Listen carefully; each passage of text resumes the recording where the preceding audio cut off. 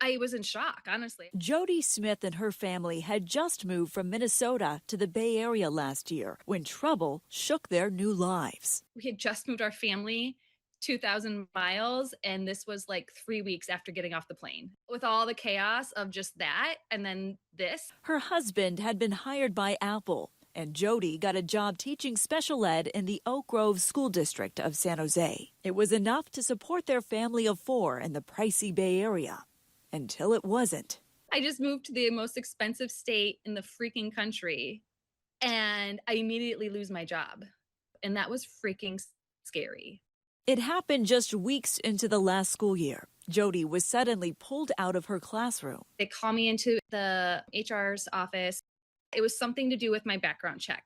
Like, it came back that I lied on it. It turned out that the state's Commission on Teacher Credentialing, known as CTC, had denied her a teaching credential. Oh, my heart stopped. The CTC said a background check showed she was convicted of driving under the influence in Tulare County in 2009. But that was impossible. Like, this isn't me.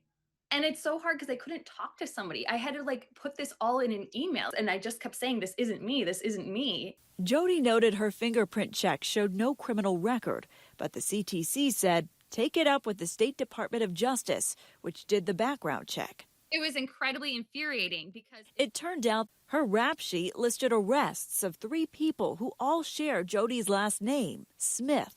One of them had been convicted of that DUI.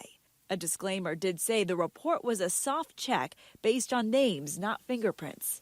But the CTC used it anyway. How on earth do you think you're going to do a name background check with a name like Smith, being one of the most common names in the country? And then the CTC says, yep, this makes sense. Let's deny her credentials. Jody then filed a dispute with the DOJ, but the wheels turned slowly. Students were in class, she was the teacher, but she had no credential, just a crime on her record. I hid in my classroom and I had the door shut 90% of the time and I cried.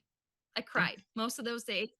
She was then reassigned as a teacher's aide, then as an emergency substitute, still running the class, but earning a fraction of her normal wages. I didn't know if it was okay that I was showing up as a sub. I don't even know if me teaching these kids without a credentials is legal. And then on the other side, I'm like, these are children sitting in front of me that need a teacher.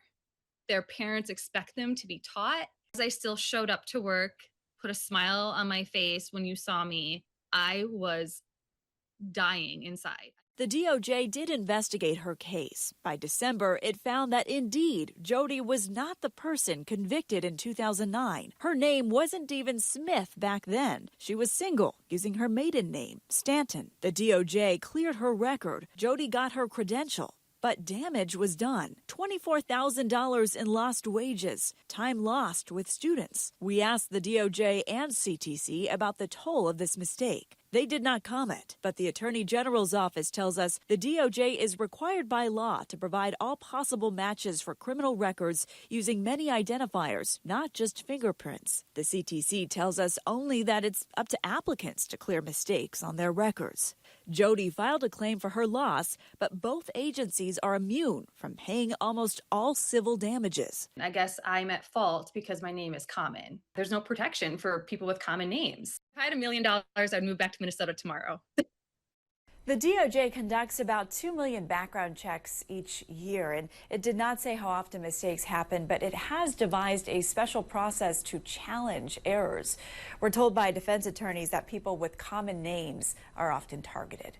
For 7 on Your Side Investigates, I'm Stephanie Sierra, ABC 7 News.